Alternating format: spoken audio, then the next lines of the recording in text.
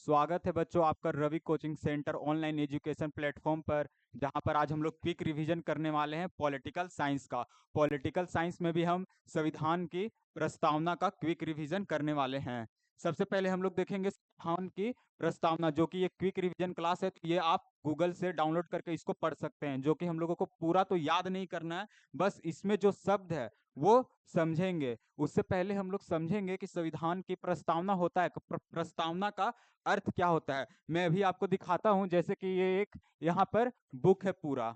इस बुक में जो पूरा लिखा हुआ है, उस बुक के पहले एक इंडेक्स का पेज दिया हुआ रहता है। जैसे कि यहाँ पे ये पूरा दिया गया है बुक, इस 2 पेज में ये जो लिखा हुआ है ना, इस पूरे बुक का लिखा हुआ है कि इस बुक में क्या लिखा हुआ है। मतलब इस 2 पेज को हम इस पूरे बुक की आत्मा कह सकते हैं। मतलब इस 2 पेज के बुक को पढ़कर हमें पता चल जाएगा कि इस पूरे बुक में हमें क्या पढ़ना है। उसी तरह इस प्रस्तावना को पढ़कर हमें संविधान संविधान में क्या लिखा हुआ है वो पता चल जाएगा।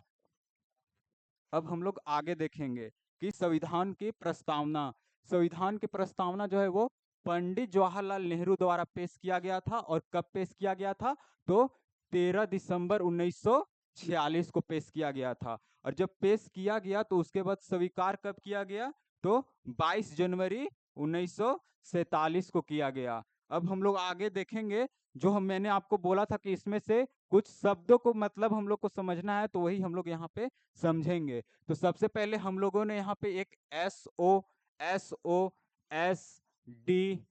यहाँ पर लिखा था। अब हम लोग देखेंगे यहाँ पर SO का मतलब हम लोगों ने सोवेरिजन यानी प्रभुत्व संपन्न। प्रभुत्व संपन्न कहने का मतलब अर्थ ये होता है ना कि हमारा देश किसी दूसरे देश के शासन के अधीन नहीं रहेगा, यानी खुद का डिसीजन वो खुद लेगा। कोई बाहरी देश वाले लोग उस पर हस्तक्षेप नहीं करेंगे। इसका मतलब ये होता है सोशलिस्ट। एसओ से यहाँ पे सोशलिस्ट यानी समाजवादी होता है। समाजवादी कहने का मतलब यहाँ पर कोई सोसाइटी नहीं होता है। समाजवादी कहने का मतलब है यहाँ पर जो समाज में रहने वाले लोगों के ऊपर अत्याचार हो रहा है, उससे वो चीज उनका शोषण वगैरह नहीं होना चाहिए। धर्मनिरपेक्ष, हमारा राज्य में किसी भी एक धर्म को मान्यता प्राप्त नहीं है। यहाँ हमारे सभी धर्म को एक समान रहने का अधिकार है। डेमोक्रेटिक, डेमोक्रेटिक यानी लोकतांत्रिक। लोकतांत्रिक कहने का मतलब हमारा देश लोकतंत्र है। किस तरह आप जानते हैं हमारे संविधान को सर्वोच्च माना गया है, लेकिन संविधान के ऊपर जो है हम जनता को भी माना गया है यहाँ पर। उसके बाद हम लोग समझेंगे यहाँ पर आर फॉर रिपब्लिक यानी गणतंत्र। गणतंत्र कहने का मतलब है जनता का, जनता के लिए और जनता के द्वारा ही यहाँ पर हर काम किया जाएगा। और रिपब्लिक कहाँ से लिया गया था? तो फ्रांस से लिया गया था। ये मैंने आपको क्विक रिवीजन पिछले वाले वीडियो में बता दिया है।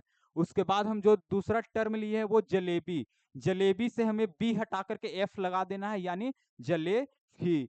अब जे से जस्टिस यानी क्या? न्याय। लोगों को न्याय मिलना चाहिए। कैसे? सामाजिक, सामाजिक का मैंने आपको ऊपर बोला शोषण नहीं होना चाहिए। आर्थिक यानी एक समान आर्थिक होना चाहिए, सभी को आर्थिक आय कोई दिक्कत ना हो। उसके बाद राजनीतिक कहने का मतलब है कि राजनीतिक क्षेत्र में सभी को एक समान हिस्सा मिलना चाहिए। जैसे किसी अन्य जाति को कम ना मिले, किसी को मतलब एंट्री ना मिले राजनीतिक में, वैसा नहीं होना चाहिए। उसका बाद लाइबर्टी यानी स्वतंत्रता। स्वतंत्रता मतलब जानते ही हैं कि हम किस तरह से स्वतंत्र है, आप किस तरह से स्वतंत्र है। इक्वालिटी यानी समानता, किस तरह से हमें समानता मिलनी चाहिए, पढ़ाई हो या कि कोई भी चीज हो, यहाँ पे समाज में, आर्थिक में, राजनीतिक में, हर तरफ से किस तरह हमें समानता मिलना चाहिए। फ्रेटर्निटी का मतलब बंधुता यानी भाईचारा के साथ हमें रहना है पूरे भारत के लोगों को।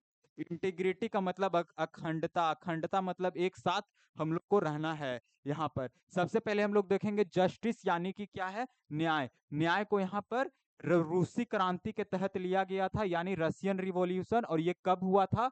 तो हमारा 1917 में हुआ था। उसके बाद हम लोग यहाँ पर देखेंगे स्वतंत्रता, समानता और बंधुता। ये कब लिया गया था? तो ये फ्रांसीसी क्रांति के तहत लिया गया था, और ये 1779 में लिया गया था।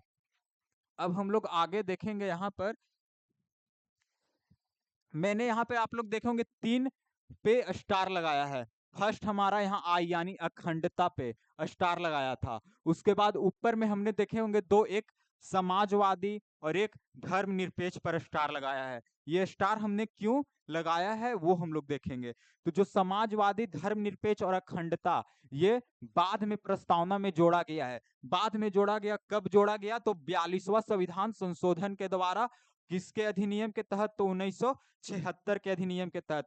इसी ये लिखने का मतलब यहाँ पर साफ पता चलता है कि हमारे प्रस्तावना जो है वो संविधान का हिस्सा है, और इसमें हम कभी भी संविधान संशोधन कर सकते हैं। इस प्रस्तावना में मतलब हम कभी भी बदलाव कर सकते हैं, संशोधन कर सकते हैं। अब हम लोग देखेंगे प्रस्तावना का विचार कहाँ से लिया गया था। ये मैंने पिछला क्विक रिवीजन वीडियो में बताया है। ये यूएसए अमेरिका यानी अमेरिका संविधान से लिया गया था। उसका बाद भाषा इसका कहाँ से प्रस्तावना को लिया गया है? तो ऑस्ट्रेलिया से लिया गया था। जब हम लोग देखेंगे कि इसको बेरूबारी केस कब चला था? बेरूबारी केस 1960 में चला था, जहां पर सर्वोच्च न्यायालय यानी सुप्रीम कोर्ट ने कहा था कि प्रस्तावना संविधान का निर्माताओं को मन की जानने की पूंजी है। मतलब संविधान प्रस्तावना कहने का मतलब है कि जो संविधान को लिखा है उसकी मन को जानने की पूंजी है, ना कि उसको हिस्सा माना गया था।